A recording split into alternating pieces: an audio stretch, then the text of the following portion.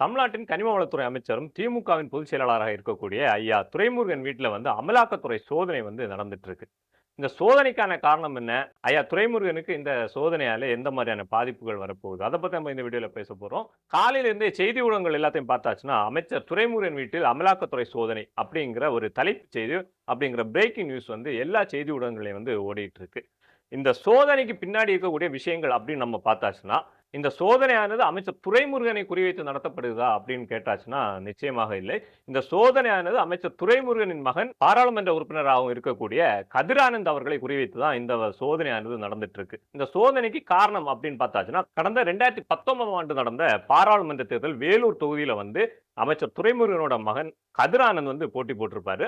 அந்த தொகுதியில அதிக அளவுல பணப்பட்டுவாடா நடந்தது அப்படிங்கிற குற்றச்சாட்டுல அங்க தேர்தலை ரத்து பண்ணி அதன் பிறகு ஒரு 3 மாதங்கள் கழித்து தான் அந்த தொகுதிக்கு தேர்தலே நடந்திருக்கும். அந்த அளவுக்கான ஒரு மிகப்பெரிய பணப்பட்டுவாடாவை திமுக அந்த பகுதியில பண்ணியிருக்காங்க. அந்த 2019 தேர்தல் டைம்ல தான் முதல் முதலா இந்த கதிரானந்த் அவர்கள் மேல வழக்கு பதியப்படுது. அந்த தேர்தல் நேரத்துல நடந்த சோதனையில கதிரானந்த் அவருடைய வீட்ல இருந்து, அதாவது இந்த அமைச்சர் துரைமுருகன் அவருடைய வீட்ல இருந்து கிட்டத்தட்ட ரூ. 1,00,000 கணக்கில் காட்டப்படாத ரூ. 1,00,000 பணமும், அவருடைய ஆதரவாளராக இருக்கக்கூடிய பூஞ்சோலை சீனிவாசன், திமுக ஆதரவாளரும் அமைச்சர் துரைமுருகனுக்கு மிக நெருக்கமாக இருக்கக்கூடிய இவருடைய ஒரு நிறுவனத்திலிருந்து கிட்டத்தட்ட ரூ. 11,00,00,000 கைப்பற்றி பாராளுமன்ற வேட்பாளராக இருந்த அமைச்சர் துரைமுருகனின் மகன் கதிரானந்த் மேல வழக்கு பதிகிறாங்க. கூடவே அவருடைய ஆதரவாளராக இருக்கக்கூடிய பூஞ்சோலை ஸ்ரீனிவாசன் மேலே வழக்கு பதிவு செஞ்சு கடந்த 5-6 ஆண்டுகளாக இந்த வழக்கு விசாரணை என்பது தொடர்ந்து நடந்துட்டு தான் இருக்கு. அதையும் தாண்டி கடைசியா நடந்த பாராளுமன்ற தேர்தலையும் நம்ம தமிழ்நாட்டில் திமுக மிகப்பெரிய ஒரு வெற்றியை பெற்றிருப்பாங்க. அதே மாதிரிதான் வேலூர் தொகுதியிலையும் அமைச்சர் துரைமுருகனுடைய பையன் கதிரானந்த் அதே தொகுதியில திரும்ப வெற்றி பெற்று இப்போ ஒரு எம்பியா இருக்காரு. எம்பியா இருக்கக்கூடிய அந்த சூழல்ல தான் இப்ப திரும்பவும் அமலாக்கத்துறை இந்த வழக்கு விசாரணையை மும்முரப்படுத்தி இன்றைக்கு அமைச்சர் துரைமுருகனுடைய வீட்டுல, அதாவது வேலூர்ல இருக்கக்கூடிய அவருடைய வீட்டுல சோதனை நடந்துட்டு இருக்கு. அவருடைய வீடு மட்டுமில்ல, அவருக்கு சொந்தமான கல்லூரி, பிற நிறுவனங்கள் அனைத்திலையும் சோதனை நடந்துட்டு இருக்கு. நான் முதல்ல சொன்ன மாதிரி இந்த சோதனையானது அமைச்சர் துரைமுருகனை குறிவைத்து இந்த சோதனையானது நடக்கல. அவருடைய மகன் கதிரானந்த் மீது ஏற்கனவே அமலாக்கத்துறையின் மீது பதியப்பட்ட வழக்கின் அடிப்படையில தான் இப்போ இந்த சோதனையானது நடந்துட்டு இருக்கு. இந்த வழக்கு தொடர்பா பூஞ்சோலை சீனிவாசன் இதுக்கு முன்னாடி பலமுறை அமலாக்கத்துறையில விசாரணைக்காக ஆஜராயிருக்காரு.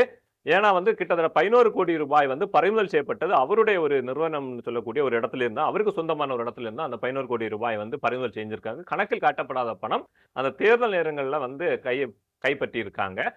சோ அதன் அடிப்படையில அவர் தொடர்ச்சியா இந்த கடந்த 5 ஆண்டுகள் எடுத்து பார்த்தாச்சுன்னா, பலமுறை இந்த பூஞ்சோலை சீனிவாசன் அமலாக்கத்துறை விசாரணைக்காக ஆஜராயிருக்காரு. அந்த சூழல்ல இன்னைக்கு அமைச்சர் துரைமுருகன் மகனான கதிரானந்த் அவருடைய வீட்டுல சோதனைக்காக அமலாக்கத்துறை வந்திருக்காங்க. நம்ம இந்த அமலாக்கத்துறை சோதனை நம்ம மக்கள் அதுல என்ன புரிஞ்சுக்கணும் அப்படின்னு பார்த்தாச்சுன்னா, ஒரு தேர்தல் நேரத்துல ஒரு தேர்தல் போட்டியிடக்கூடிய ஒரு வேட்பாளர் அவருடைய கட்சியை சார்ந்தவருடைய வீட்டில இருந்து ரூ. 11,00,00,000 கைப்பற்றுறாங்க. கூடவே அந்த வேட்பாளருடைய வீட்டில இருந்து ரூ. 1,00,000 அதிகமான பணம் அப்படின்னு நான் சொல்றாங்க. அதிகமான பணத்தை கணக்கில் காட்டப்படாத பணம் கைப்பற்றாங்க. இப்படி தொடர்ச்சியாக பல கோடிகளும் லட்சங்களையும் கைப்பற்றிய பிறகும் ஒரு தேர்தல் நேர்மையாக நடக்கும் அப்படிங்கிறதுக்கு என்ன உத்தரவாதம் இங்க இருக்கு? தேர்தல் ஆணையத்தால என்ன உறுதியை மக்களுக்கு தர முடியும்? இங்க தேர்தல் ஒரு மக்களாட்சி நாடு. மக்களால் மக்களுக்கான பிரதிநிதிகளை தேர்ந்தெடுப்பது, அந்த பணத்தை மையமாக கொண்டு தன்னுடைய பிரதிநிதிகளை தேர்ந்தெடுக்கக்கூடிய சூழல் தொடர்ச்சியாக தமிழ்நாட்டில் வந்திருக்கு. இப்ப நடந்திருக்கக்கூடிய இடைத்தேர்தல் நம்ம பார்த்தாலே நமக்கு தெரியும். பல லட்சங்கள், பல கோடிகள் ஒவ்வொரு ஒரு இடைத்தேர்தலுக்கு ஒரு தொகுதியில செலவு பண்ணிட்டு இருக்கக்கூடிய சூழல்ல ஒரு பாராளுமன்ற வேட்பாளர் அவருடைய தொகுதியில தேர்தல் விதிமுறையை தாண்டி கணக்கில் காட்டப்படாத ரூ. 11,00,00,000 கைப்பற்றிய பிறகும் அந்த வேட்பாளரை தகுதி நீக்கம் செய்யாமல் ஒரு 3 மாதம் கழித்து திரும்பவும் தேர்தல் நடத்தி அதே வேட்பாளரை அந்த பகுதி மக்கள் வெற்றி பெற செய்திருக்காங்க. இது ஜனநாயகத்துக்கு கிடைத்த வெற்றியா, இல்ல பணநாயகத்துக்கு கிடைத்த வெற்றியா அப்படிங்கிற ஒரு கேள்விதான் இருக்கு.